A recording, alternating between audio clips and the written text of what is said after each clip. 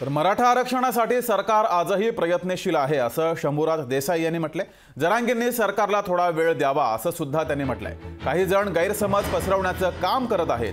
मुख्यमंत्री आरक्षणावर तोडगा काढण्यासाठी प्रयत्न करतायत असं आमदार संजय शिरसाट यांनी सुद्धा विधान केलंय। म्हणून सरकार व्यवस्थित खबरदारी सगळी घेऊन पावलं टाकताय। माझी परत काल विनंती केली तीच विनंती आज सुद्धा आम्ही करू की सरकारला या ठिकाणी वेळ दिला गेला पाहिजे। जरांगे पाटील साहेबांनी सामंजस्याची भूमिका घेतली पाहिजे आणि मुंबईमध्ये एवढ्या मोठ्या संख्येने यात्रा काढून मुंबईमध्ये जाऊन मुंबईतल्या लोकांची गैरसोय होणार आहे आणि येणाऱ्या लोकांची गैरसोय होणार आहे। कारण मिनिटावर चालणारी मुंबई आहे। तिथल्या लोकांचं दैनंदिन जीवन रोजच्या रोज कामावरती आहे। त्यांची गैरसोय कशासाठी करायची? सरकार जर तुम्हाला प्रतिसाद देत नसतं, सरकारने जर तुमच्या काहीच मागण्या मान्य केल्या नसत्या तर तुमची ही भूमिका ठीक आहे ना।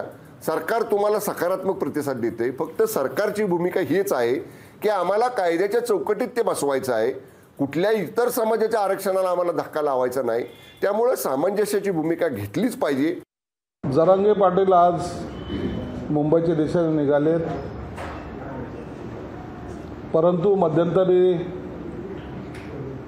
आपल्या काही माध्यमातून अशा बातम्या आल्या की सरकार त्यांच्याशी बोलण्यास नकार देत आहे किंवा त्यांना भेटू इच्छित नाही। त्याबद्दल सर्वप्रथम मी तुम्हाला खुलासा करतो की सरकारने कुठेही भेटायला विरोध केलेला नाही किंवा सरकार भेटणार नाही अशातला भाग नाही। हे सरकार जनतेचं आहे। कोणत्याही संघटना, राजकीय संघटना असेल, सामाजिक संघटना असेल, त्यांच्या शिष्टमंडळाला भेटणं हे आमचं कर्तव्य आम्ही समजतो। म्हणून काही लोक हा असा विरोधाभास दाखवण्याचा प्रयत्न करतात की सरकारचं आणि आंदोलकांचं आता बिनसलंय, आता कोणी पण आप पीछे नहीं हटेंगे अशा भूमिकेत सरकार किंवा आंदोलक आहेत असं गैरसमज पसरवण्याचा प्रयत्न करतात। लोकशाही मराठी ऐका, पहा, जागरूक रहा।